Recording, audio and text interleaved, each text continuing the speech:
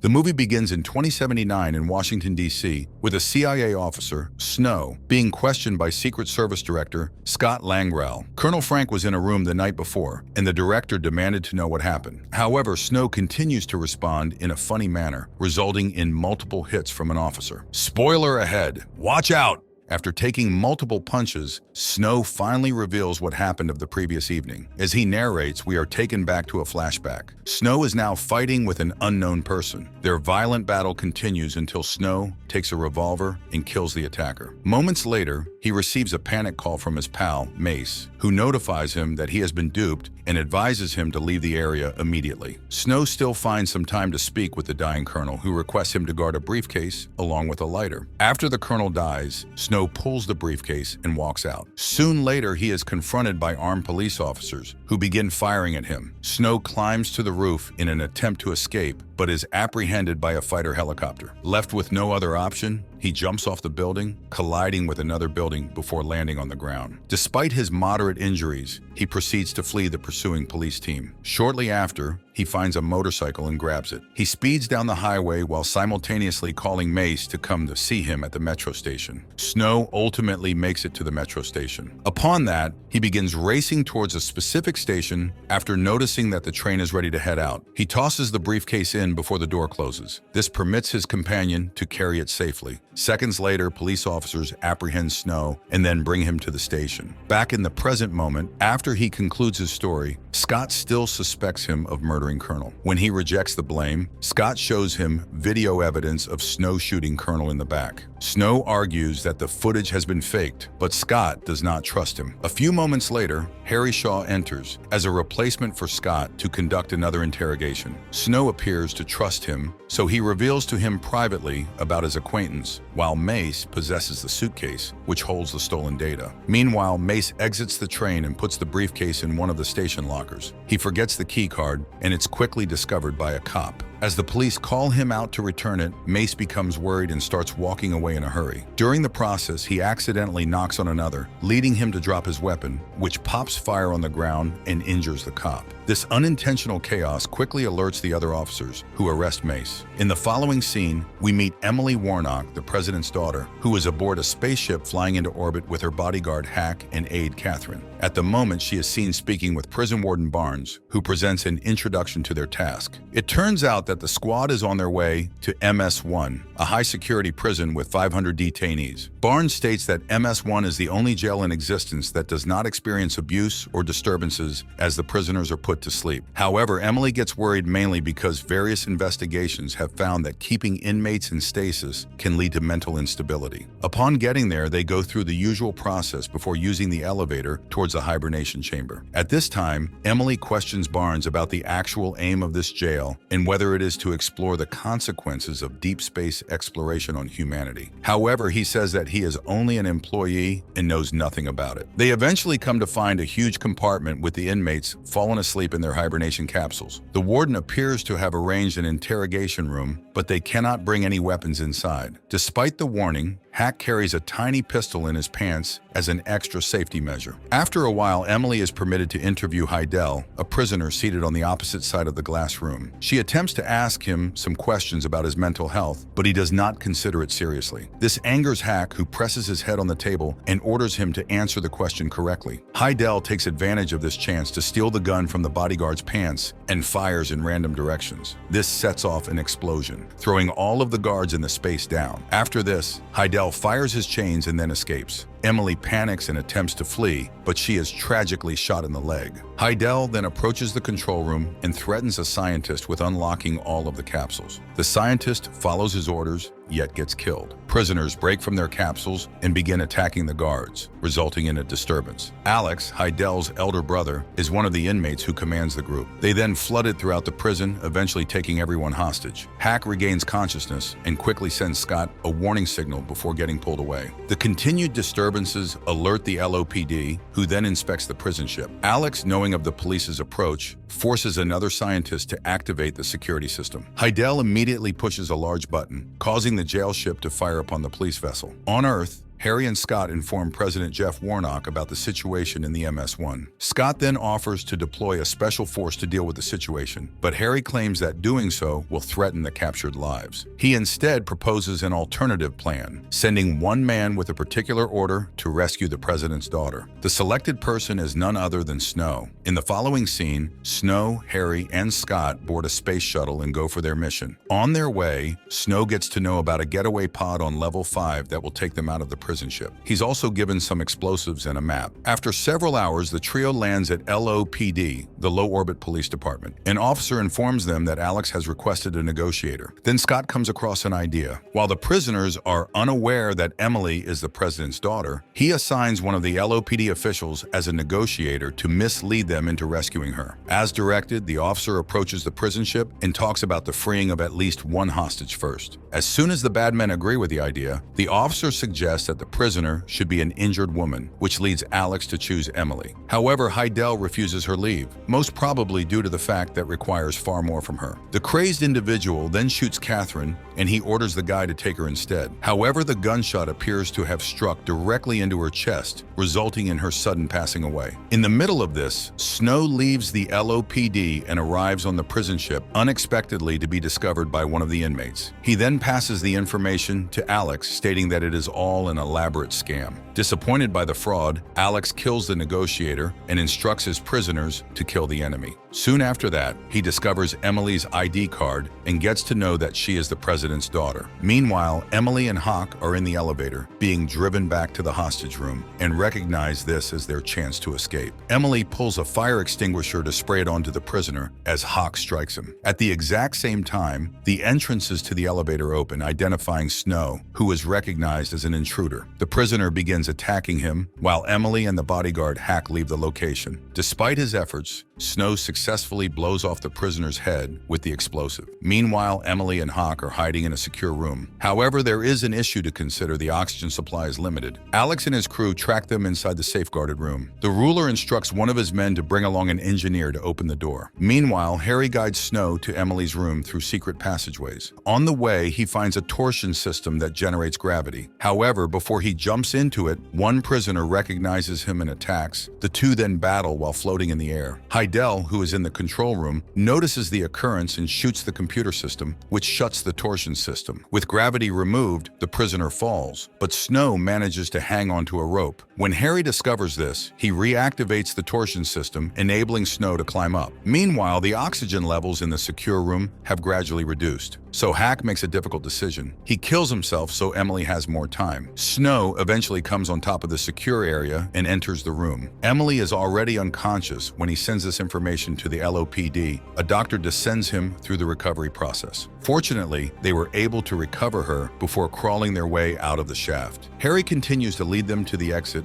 but Alex hears their voices. As a result, he sends a communications officer and instructs him to turn off the radio channel. Now that Snow and Emily don't know their path to leave, they then proceed to an infirmary, wherein Snow provides treatment for her leg injuries. At this time, Emily inquires about the rest of the hostages, to which Snow responds that he has only arrived to save her. The two then get back looking for the exit room. They soon arrive at a supply room, where Snow hands her a prisoner's attire to wear. Then he trims and dyes her hair to make her appear somewhat similar to a prisoner. In the following scene, Alex is seen speaking with Scott, suggesting that he is now aware that the president's daughter is on board. He then threatens to hurt her if they do not meet the conditions. After getting this news, the president rushes to the LOPD. Snow and Emily, now covered up, enter the hibernation chamber. They are stopped by an inmate who demands a password. Snow headbutts the man and flees. They rush into a compartment where they discover Mace and shut the door behind them. Snow embraces his friend, but his joy becomes temporary when Mace is shown to be suffering from dementia. Shortly later, the convicts begin drilling the door from the outside. As a result, the trio escapes. At this point, the MS-1 begins to lose control and crashes into the International Space Station. The impact results in a complete breach. isolating Mace from the others. Snow asks Mace to press the panic button, but Mace doesn't understand. Unfortunately, time passes and Mace passes away. In the following moments, Snow finally leads Emily to the escape pod, but he notices that it only has one seat, recognizing that he was actually sent here for death. He sends Emily on her journey with an untrue promise to follow her in the following pod. However, she enables the pod to take off without her because she remains determined to save the hostages. She feels that her father will not order an attack until she is on the vessel. Just then, Heidel emerges on the display, threatening to kill all of the hostages unless Emily reveals her location. He'll continue to use his rifle for anything and everything. Snow then leads Emily, and they arrive in a lab room. There, they come across proof that the inmates have been utilized wrongfully as participants in experiments. Alex and his men capture the couple before they have time to organize their next action. Snow attempts to fight them, however, he is shot and falls into a chamber. Alex immediately brings Emily back to the control room, and there he discovers that his brother has killed all of the prisoners. Now, since they just have Emily to negotiate with, Alex phones the LOPD and warns the president about his daughter's death if they do not release the prisoners. He also allows Emily to speak with her father, whereas she insists on exploding the spaceship since all of the prisoners are dead now. Regardless of that, the president is opposed to an explosion. With no other option, Scott temporarily surrendered some of his authority, as the Constitution permits when the president puts personal interests over national security. Following this, Scott gives the go-ahead to destroy MS-1. Meanwhile, Harry reaches Snow, who is revealed to be still alive thanks to his bulletproof vest. Harry notifies him of the additional spacesuits and encourages him to put one on and leave the ship at this moment. In the prisoner's ship, Heidel attempts to establish himself over Emily, but is blocked by Alex. This sparks an argument among the two brothers that goes on and on for a while before the terrifying Heidel stabs his brother to death. He then approaches Emily, but Snow appears just in time to safeguard her. As the LOPD security squad arrives, Snow and Emily rush into the spacesuit chamber, with the prisoners pursuing them. They somehow manage to get into the chamber and lock the door behind them. Within this time limit, the security forces strap multiple explosives to the prison ship and set a 30-second timer for them. Snow and Emily wear spacesuits and jump off the ship just before it explodes. After a while of freefall, they luckily arrive safely on Earth. Emily is saved and Snow is arrested.